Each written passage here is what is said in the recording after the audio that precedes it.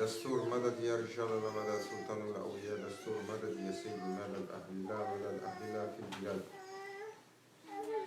مدد يا رجال الله مدد يا كتب متسارع دستور مدد الحق بسم الله الرحمن الرحيم أتوا الله أتوا الرسول والأولي الأمر منكم الله أكبر الله أكبر الله أكبر لا إله إلا الله الله أكبر الله أكبر ولله الحمد ما شاء الله ولا حول ولا قوة إلا بالله العلي العظيم.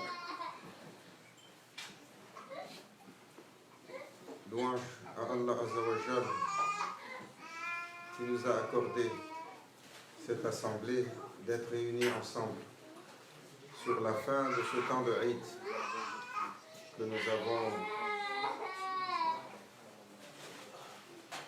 que nous avons complété maintenant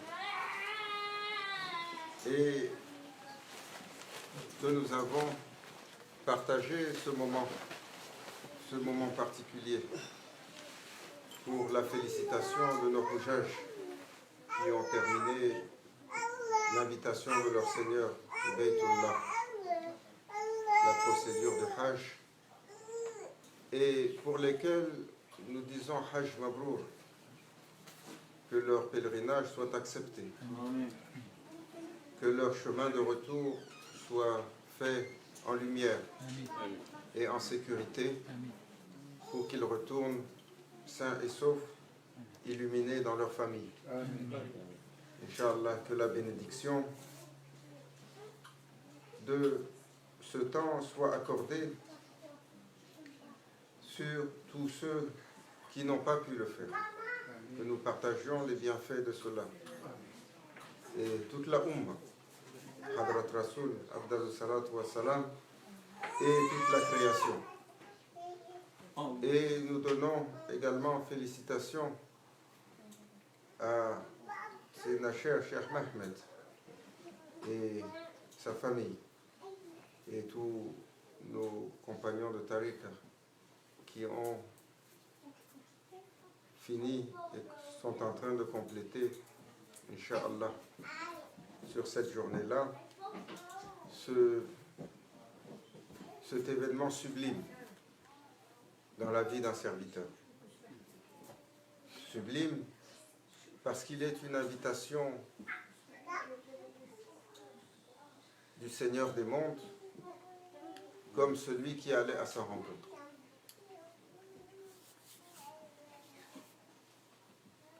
Maulana Cheikh Nazim, Allah Azza wa Jal honore, sanctifie, illumine son secret. Il a fait le Hajj 22 fois. Et à propos de cela, toutes sortes d'histoires. Tellement de belles choses. So we are thanking our Lord Almighty that grant us to be here tonight and congratulating our brothers in Islam that completed that pilgrimage. And we were mentioning that Sayyidina Sheikh Mahmed also completed. So we are saying to him and to all the Murids and his family that went with him, Hajj Mabrur, to be accepted and its benefit, its enlightenment to be shared with all. And a remembrance of Maulana Sheikh that made 22 times Hajj, Maulana Sheikh Nazim. And Sheikh Hisham, il nous racontait ces histoires parce qu'il a accompli le Hajj quelques fois avec lui. Et il disait particulièrement jusqu'à quel point Maulana Cheikh, dans son pèlerinage, il se mettait en service pour les autres. Alors que c'est un moment où est-ce que le serviteur, il laisse tout. Le Hajj, c'est comme cela. On ferme la porte de tout ce qu'il y a en arrière de nous et on va chez Allah. Labbaik Allahumma labbaik, labbaik la sharika laka labbaik, innal hamda wa ni'mata laka wal mulk la sharika lak. Et c'est cette prédisposition-là, disait Maulana Cheikh, quand il partait de Chypre avec les Hojages de Chypre, à l'Efque des environs, et toujours beaucoup de gens âgés. Comme chez nous, traditionnellement, les gens, même s'ils ont les moyens, ils attendent. Alors que c'est une invitation, dès que tu peux, tu pars. Et donc, il était toujours entouré de gens d'un certain âge. Et il dépensait toute son énergie à les servir, à s'occuper d'eux, à s'occuper de leurs problèmes de paperasse, de leur entrer ici, de leur sortir là, à porter les bagages, à parler avec les autorités ou à parler avec les gens, parce que les gens de Chypre venaient, ils parlaient le turc. Et Maulana Cheikh, il parlait l'arabe et il avait cette facilité à communiquer avec les gens locaux. Parce que le serviteur de son Seigneur, toujours, il regarde comment il peut être en service. Comment il peut se rendre utile à son prochain. Pas simplement aux gens de notre famille, pas simplement aux gens que nous aimons, ou à ceux que... Se mettre en service pour tous. Comme il nous rappelait, une fois, Maulana Cheikh Hicham, il disait que Grand Cheikh avait, qu'Abdullah Faiz al-Avistani, il disait, le chemin de l'accomplissement sur la spiritualité, il ne peut se faire tant et aussi longtemps que vous n'apprenez pas à aimer tous, à servir tous, à respecter tous et à porter tous, sans exception. Celui que vous connaissez, celui que vous ne connaissez pas. Celui avec lequel vous avez une familiarité, celui avec lequel vous n'avez pas. Les prophètes, quels qu'ils soient, de quelle génération qu'ils soient, ils ont étendu leurs bras à tous. S'ils avaient été coléreux ou vindicatifs, s'ils avaient retenu même un atome contre tout ce qu'on leur a fait, avec ce que Allah leur a donné comme capacité, comment cela aurait été terrible. Ils ont été patients en dépit de tout. Sayyidina Nuh alayhi salam, il a prêché à son peuple presque 500 ans. Il a vécu presque 1000 ans. On dit de lui qu'il était le patriarche, l'un des plus anciens, 900 ans. Mais pendant 500 années, tous les jours, il allait prêcher à son peuple. Et tous les jours, son peuple lui lançait des pierres, le blessait et le laissait pour mort.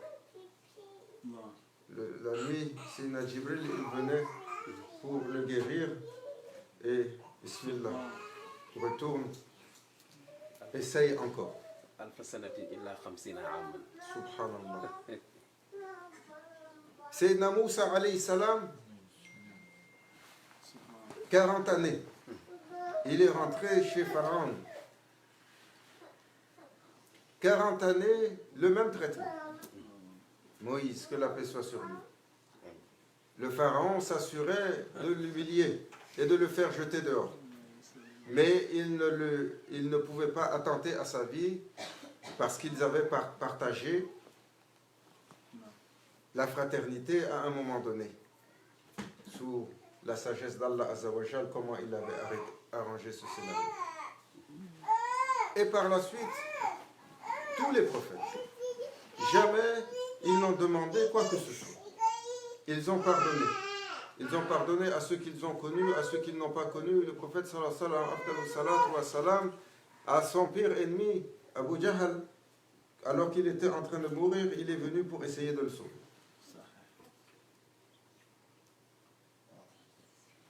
On dit du prophète sallallahu alayhi wa sallam que parfois, le feu ne s'est pas allumé dans sa demeure pour cuire la nourriture jusqu'à 2 mois, jusqu'à 3 mois. Pourquoi? Parce que tout ce qui rentrait, tout de suite était donné. Quand il est venu le bédouin qui lui a dit « Donne-moi quelque chose de ce qui t'a été donné », il l'a tiré tellement fort sur son col qu'il a marqué le cou du prophète sallallahu alayhi wa sallam. Il l'a regardé, il lui a souri, il a rigolé. Il a dit « Qu'est-ce que tu veux ?» Et il y avait un troupeau de bétail qui était là, il a dit « C'est tout à toi. Prends. » Un autre est venu une xème fois pour demander « Ya Rasulallah, j'ai besoin. » Les compagnons étaient excédés. Ils ont dit « Mais lui, il vient tout le temps. » Il a dit « Je n'ai rien pour moi, avec moi. Ma'alish, c'est pas grave.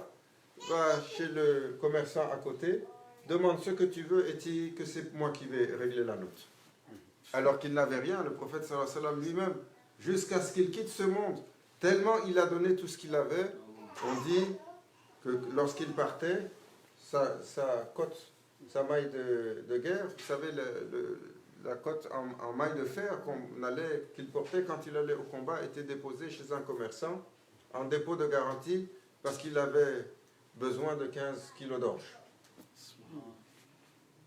Et alors quand ce dernier est venu une xème fois pour le demander, que les compagnons ont dit « Mais pourquoi tu lui donnes toujours ?» Il a dit « La yukallifu Allahu nafsan illa wus'aha. » Allah, il ne va pas charger une âme de plus que ce qu'elle peut porter. So it went on like that. All prophets, they showed us the example. They loved all. No matter how people were harsh with them, or harmful to them, or transgressed them, or betrayed them, or stabbed them in their back, or killed their companions, or even killed their families. They love them. They show respect to every creature. Le prophète sallallahu alayhi wa sallam, il a enseigné que même la pierre, tu ne devrais pas la taper avec ton pied. Parce que cette pierre, elle est sur la terre, cette terre te porte, et cette pierre, c'est une créature d'Allah et elle fait le dhikr. So whenever we used to walk with Maulana Sheikh, it was so, Allah raised his secret. Always when he want to put something away, never he will touch it with his feet. He will always use his stick to move it away from the road. Il enlevait les choses avec sa canne pour ne pas les toucher avec son pied. To carry all, se porter les uns les autres. Le prophète sallallahu alayhi wa sallam, il a enseigné à porter les uns les autres. Il a porté le fardeau de l'humanité. Ummati, ummati wa ummata. Toujours, il était dédié. Mais ces choses aujourd'hui sont difficiles. Parce que nafs al-amara bisou, nos égos terribles, ils sont tellement égoïstes, tellement égocentriques, tellement focusés sur nous-mêmes. Alors, Maulana Cheikh Nazim, toujours, il donnait de son temps, de son effort, de sa présence, de tout ce qu'il pouvait pour les autres. Montrant l'exemple, mais particulièrement les gens qui avaient un certain âge. Ce que nous oublions aujourd'hui, nos aînés. Encore, dans nos traditions, on se souvient qu'on doit s'occuper un peu d'eux. Mais jusqu'à quel point? Le prophète sallallahu alayhi wa sallam a dit, celui qui veut faire le hajj, alors qu'il s'occupe d'un aîné, qu'il s'occupe d'une personne âgée. Si tu t'occupes d'une personne âgée, tu mets ton effort et ton temps et ton argent pour l'aider, pour le supporter, aux yeux d'Allah, comme si tu as fait le pèlerinage. Tellement c'est valeureux. Mais s'occuper du nécessiteux, s'occuper du faible, s'occuper du démuni, s'occuper de celui qui est dans le besoin, celui qui a perdu son chemin.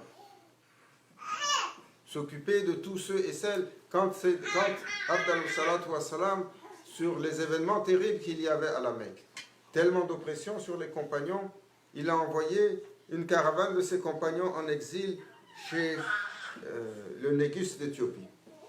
Le roi d'Éthiopie à l'époque, il leur a dit, il faut aller chez ce dernier, c'est un bon roi. C'est un roi vertueux, c'est un chrétien pieux, et il vous recevra et vous donnera la protection. Et les Quraysh, ils ont envoyé un bataillon pour poursuivre Sayyidina Osman ibn Affan et les compagnons qui étaient avec lui, jusqu'à chez le roi d'Abyssinie. Et quand il est venu, le roi d'Abyssinie les a reçus. Cette délégation est arrivée pour dire, il faut nous remettre ces troubles faits. Ils ont semé la zizanie chez nous. Faites-les venir. Qu'est-ce qu'ils vous enseignent? Ils disent que vous êtes des troubles faits. Dites-moi, qu'est-ce que vous avez fait comme problème à la Mecque? Vous suivez cet homme, qu'est-ce qu'il vous enseigne? Il nous enseigne la ilaha illallah. Qu'est-ce qu'il vous enseigne? Il nous enseigne que l'homme est égal à la femme. Là, les Quraysh, ils ont tous éclaté de rire. Qu'est-ce qu'ils ont dit? Nous, les femmes, on les achète pour combler nos besoins. Si elles ne font pas nos affaires, on les vend. C'est ainsi depuis la nuit des temps. Et ça a continué comme ça. Et par la suite, le Négus a posé la question. Qui est-ce qui le suit?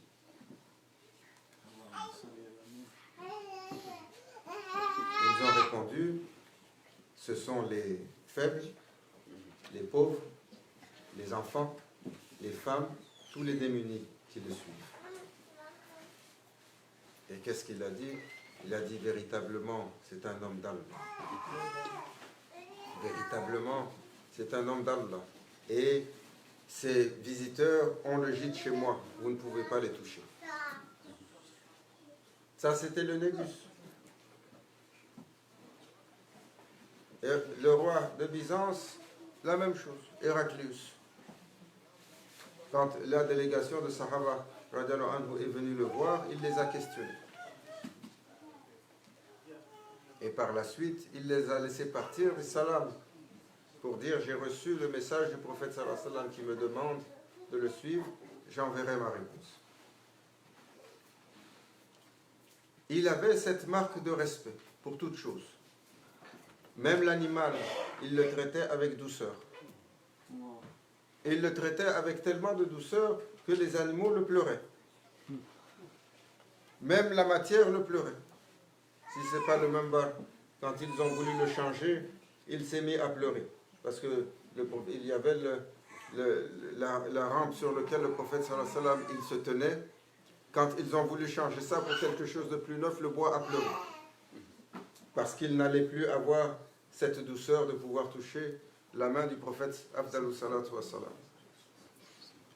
Ihtiramul kull, le respect de tous, mahabbatul kull, to love all, to care for all, to look after all, to carry all. But so difficult, because we are always looking after our need and always looking only to please ourselves. To carry others, to love others, to respect others, it takes a high amount of sacrifice. But that sacrifice for the pleasement of our Lord Almighty, Janab al-Haq, Allah Azza wa Jal. C'est cette dédicace intérieure qui fait que le serviteur est capable de se surpasser sur toutes les mesures pour donner à l'autre. C'est un rappel dans ce temps, pour nous et tout un chacun, que le temps accélère. Nous sommes tous pris dans le temps. Aujourd'hui, on disait sur le chemin, on était avec Haja, notre maman, qui disait le temps est tellement serré, on est rendu au 3e jour de Eid, on n'a même pas eu encore le temps de féliciter tous ceux qu'on doit appeler pour féliciter. On ne sait pas où le temps il est parti. Comme Afdal salatu wa salam, il a dit, l'un des signes du Akhir Zaman. L'année, elle passe comme le mois comme la semaine comme la journée comme l'heure et l'heure comme un instant. Sur ces choses-là, nous devons bien entendu partager, parce que Adin Nasiha, Afdal salatu wa salam, il a dit, c'est le bon conseil. Et alors nous faisons ce conseil les uns pour les autres. Se rappelle, dans ce temps de célébration où la majeure partie de la Ummah est dans la difficulté. La majeure partie de la Ummah est dans la pauvreté. La majeure partie de la Ummah est dans le besoin. Les gens qui sont dans les zones de guerre, on n'en finit plus de les compter. Les gens qui sont en train de perdre leur vie à essayer de migrer des régions qui sont les plus difficiles vers les régions qui sont un peu plus nanties, tous les jours on les compte par grand nombre.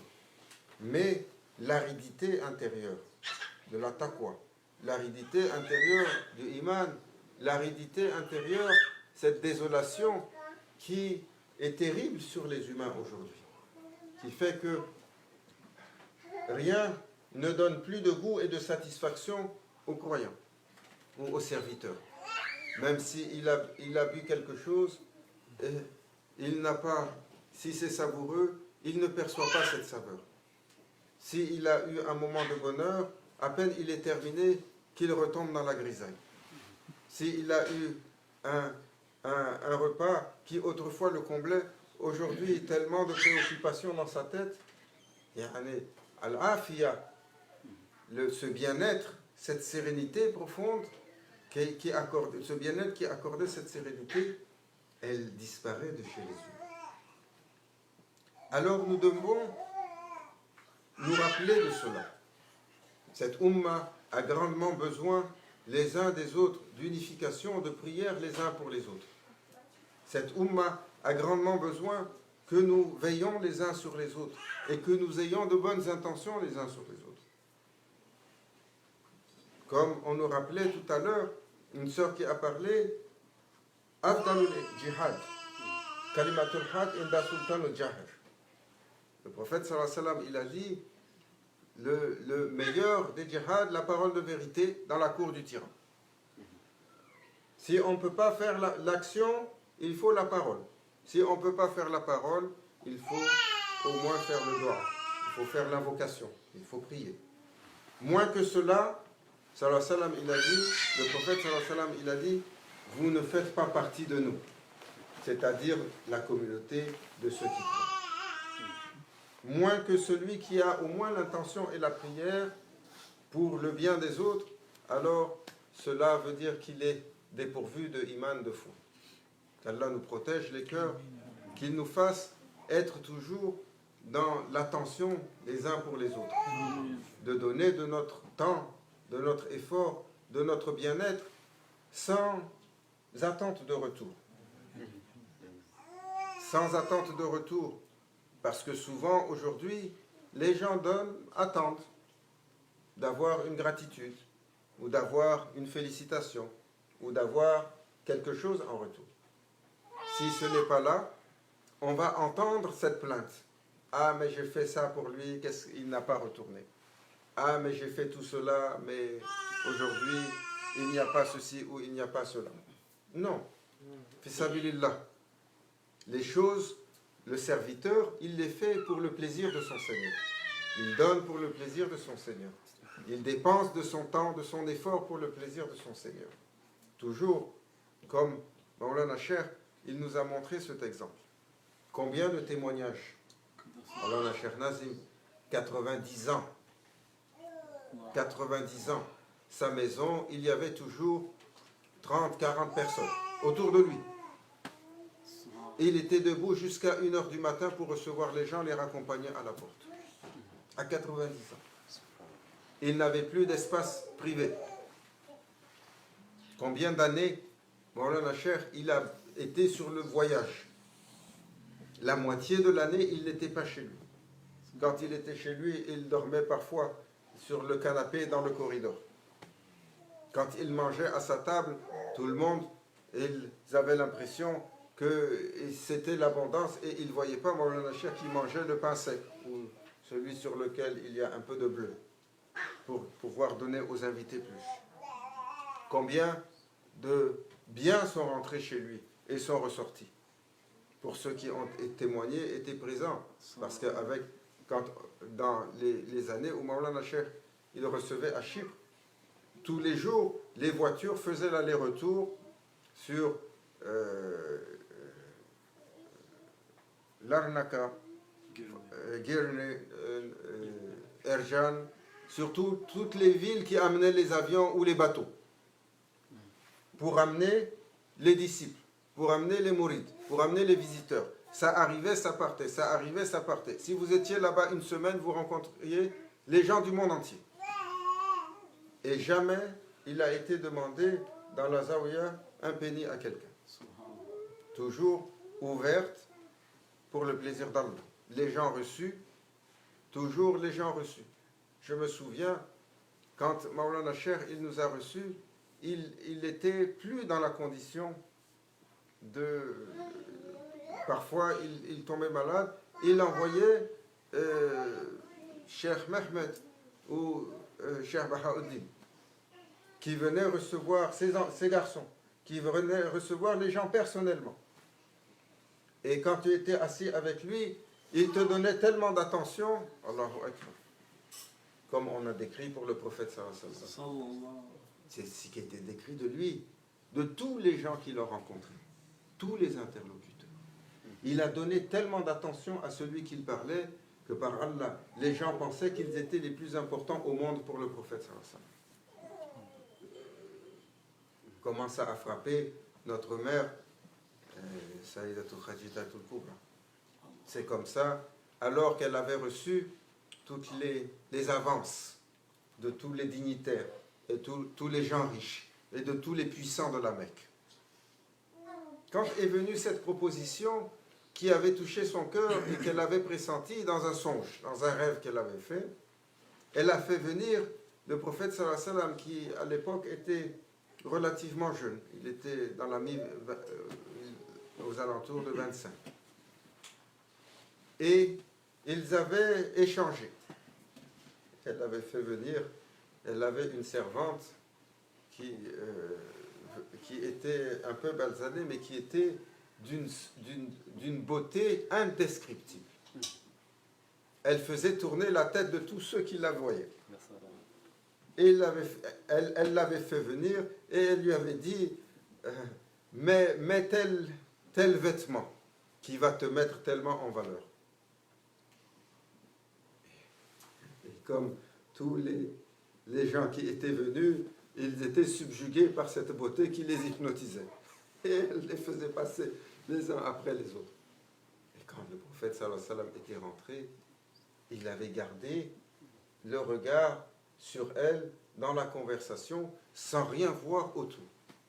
Et cette servante était venue pour donner, pour apporter, faisait les va-et-vient et il n'avait pas détourné cette attention-là, toujours focusé sur cette interaction par respect. Qu'Allah Azza wa Jal nous accorde d'accomplir Hajj, d'aller vers la maison d'Allah, d'accomplir le pèlerinage intérieur. Qalbul mu'min baytullah. Le cœur du croyant, c'est la maison d'Allah. De pouvoir faire le tawaf dans un cœur purifié, la glorification d'Allah Azza wa Jal. Qu'Allah Azza wa Jal célèbre ceux qui sont partis, qui sont revenus. Et ceux qui sont sur le chemin du retour, aujourd'hui, qu'ils soient également honorés et célébrés. Qu'Allah Azza wa Jal nous accorde le respect de toutes les créatures. Qu'il nous accorde l'amour de toutes les créatures. Qu'il nous accorde de supporter toutes les créatures. Et qu'il nous accorde d'être en service à tous et à toutes et à tous ceux qui croisent notre chemin. Le croyant, il doit être vaillant, il doit être attentif, il doit être toujours anxieux du scénario de vie qui se déroule devant lui, comment son Seigneur est en train de lui donner les bienfaits, de le mettre à l'épreuve, de lui apporter le déroulement du qadr. Attentif, parce que tellement de choses que nous minimisons peuvent faire notre ascension. Mais tellement de choses que nous minimisons peuvent faire notre chute. C'est Omar, radiallahu anhu, son ascension pour une miséricorde sur un oiseau. Imam Ghazali, son ascension pour avoir laissé une mouche boire dans l'encrier le jour du Mawlud Sharif, par honneur pour le prophète Abdallah Salatu Wassalam. Et combien de choses comme cela dans notre vie. Alors nous devons être vaillants, parce que tellement de petites choses qui croisent, et les pires des transgressions, celles qui sont faites sur le cœur des autres. Sultan al-Awliya, Sayyidina Cheikh Abdullah Faiz Daristani, il disait, on peut porter de nos étudiants beaucoup de leurs péchés, beaucoup de leurs transgressions, beaucoup de leurs erreurs. Mais celui qui transgresse le cœur de son frère, qui brise le cœur de quelqu'un d'autre, alors cela n'est pas accepté. Au fait, sallallahu alayhi wa sallam, il avait comparé cela, même si quelqu'un vient faire un péché magistral au niveau de la Kaaba, c'est plus facilement pardonnable chez Allah que celui qui a brisé le cœur d'un homme. Allah nous protège de cela, de jamais se transgresser les uns les autres. إلى حضرتنا بالفاتح.